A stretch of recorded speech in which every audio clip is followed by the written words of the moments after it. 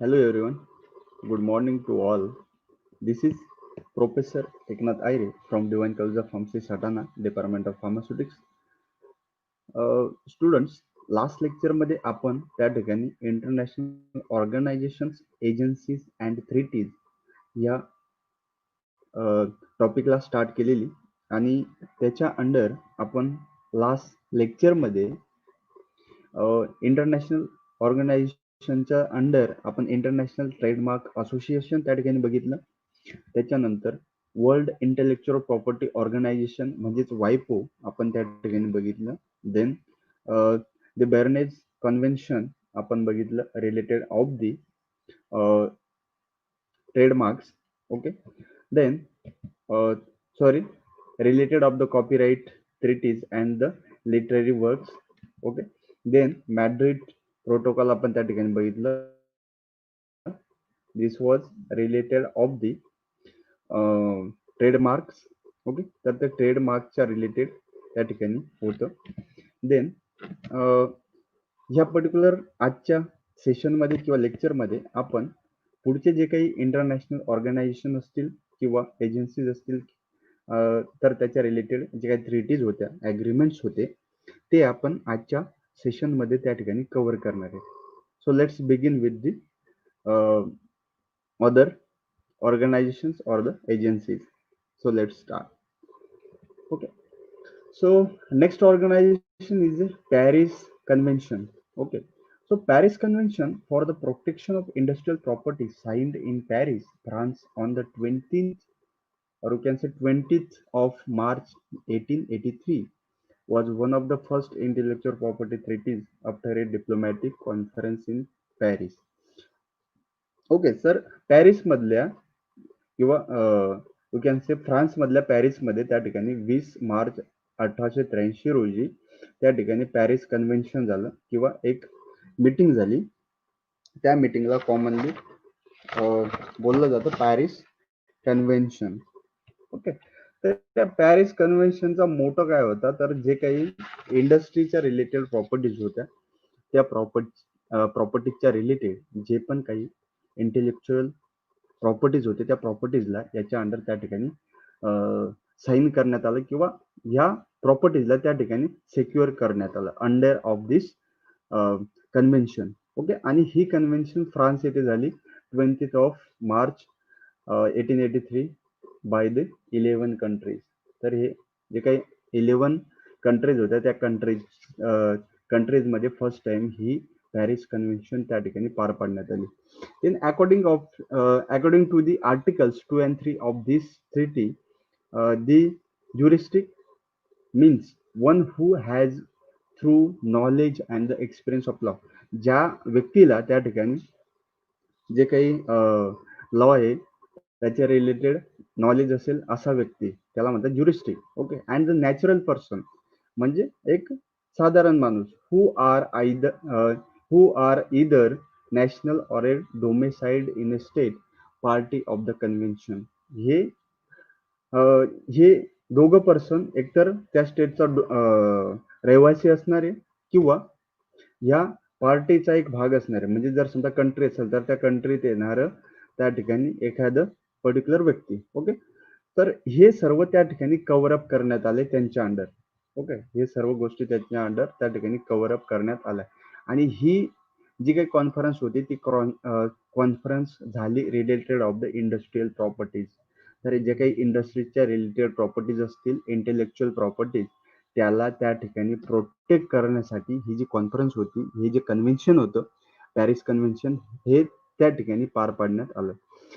The convention is currently steel in force. Okay, आणि ही जी काही convention आहे ते कन्व्हेन्शन आजही त्या ठिकाणी एनफोर्स मध्ये किंवा इम्प्लिमेंटेड आहे.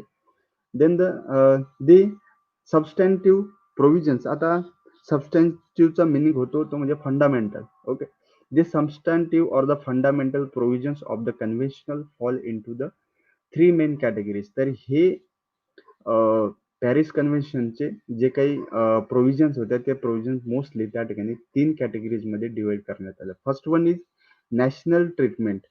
म्हणजे जे काही कंट्री असेल ती कंट्री ह्या कन्व्हेन्शनच्या अंडर किंवा ह्या ट्रिटीच्या अंडर काय काय त्या ठिकाणी करू शकते likewise. Okay, then second one is priority right and common rules. Okay, तर सेकंड वन होतं प्रायोरिटी राईट्स, की कोणत्या राईट्सला प्रायोरिटी आधी द्यायची, तर त्या टाईपचे राईट्स. देन कॉमन रूल्स, तर काही त्याच्यामध्ये कॉमन रूल्स पण होते. तर असे 3 प्रकारचे त्या ठिकाणी त्याच्या पार्ट करण्यात आले किंवा मेन त्याचे कॅटेगरीजमध्ये ही जी काही ट्रिटी होती ते ट्रिटीला त्या ठिकाणी डिवाइड करण्यात आलं. तर हे होतं तुमचं पॅरिस कन्व्हेन्शन, जे की रिलेटेड आहे इंडस्ट्रियल प्रॉपर्टी राईटच्या related. Okay, so let's move toward next slide. Okay, so next one is a North American Free Trade Agreement, ज्याला म्हणता की NAFTA. Okay, so North American Free Trade Agreement came into effect on the January 1, 1994 and is adhered to by the United States, then Canada and the Mexico.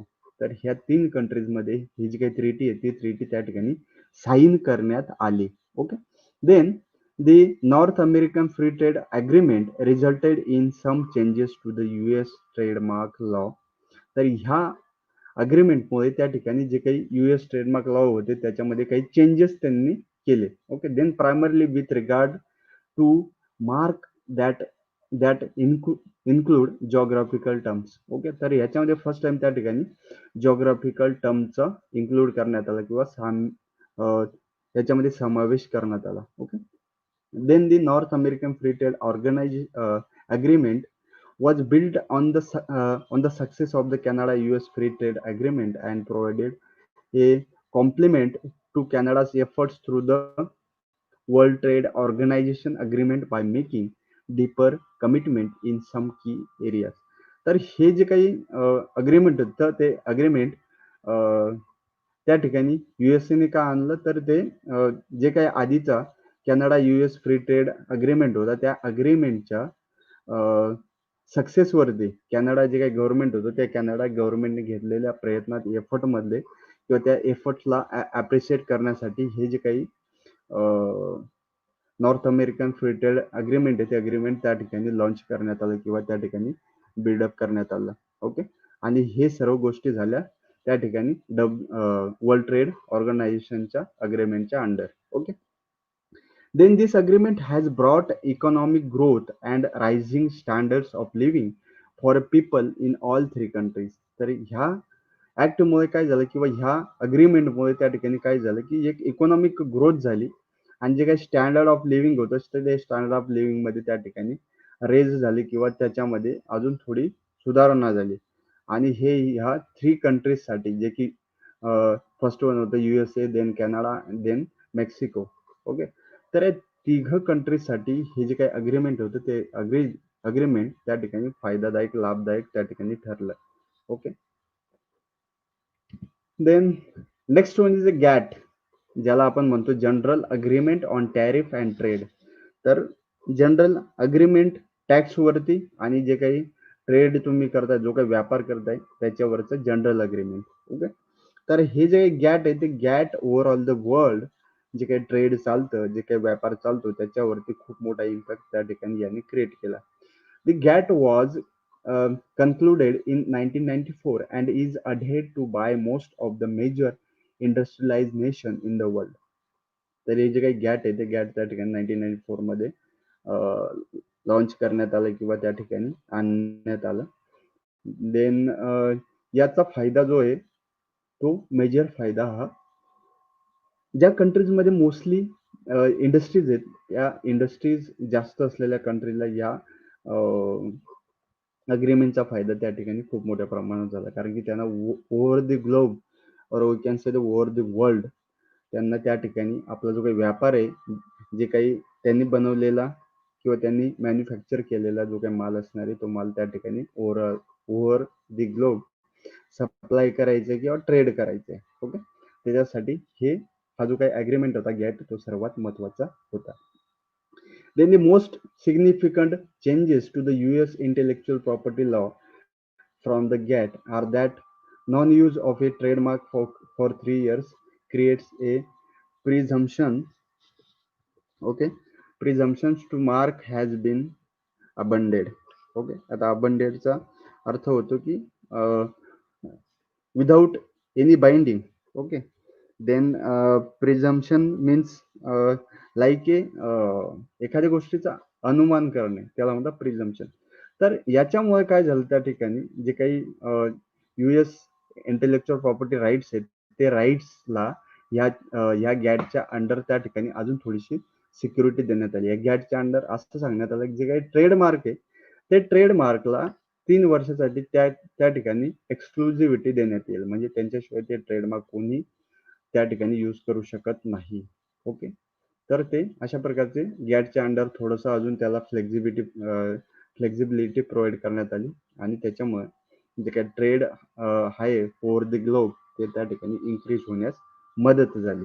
Okay, then आता आपण असं म्हणू शकतो की हे इंटेलेक्च्युअल प्रॉपर्टी राईट्स आहेत, त्याचं एवढं इम्पॉर्टन्स काय ओव्हर द ग्लोब, का ते महत्वाचं आहे, का ते इंटेलेक्च्युअल प्रॉपर्टी राईट्स इम्प्लिमेंटेशन मध्ये आणण्याची गरज काय ते आपण बघू.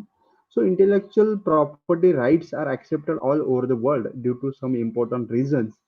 दे were essentially recognise for the acceptations of these rights are.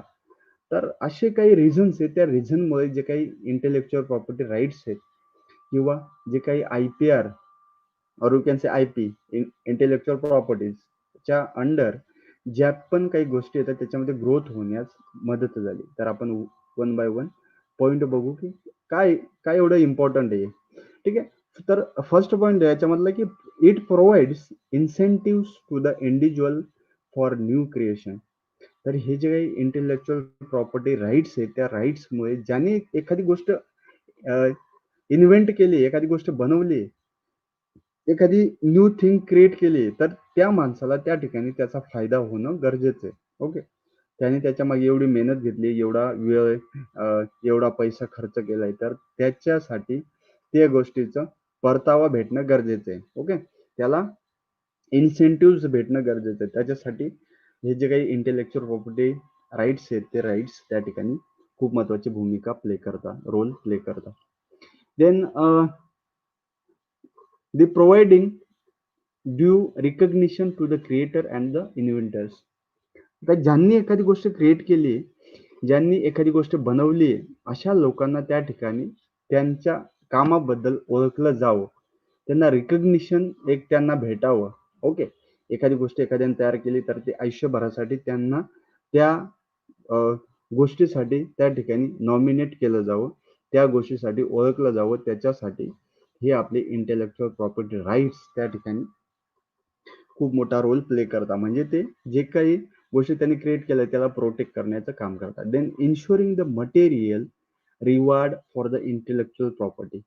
तर जे काही मटेरियल रिवॉर्ड असतील, इन शॉर्ट की रिवॉर्ड.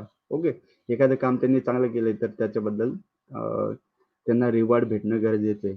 तर त्यासाठी इंटेलेक्च्युअल प्रॉपर्टी त्या ठिकाणी त्यांना प्रिझर्व करतं किंवा ते चोरीला जाण्यापासून त्यांना वाचवतं. Then insuring the availability of the original products.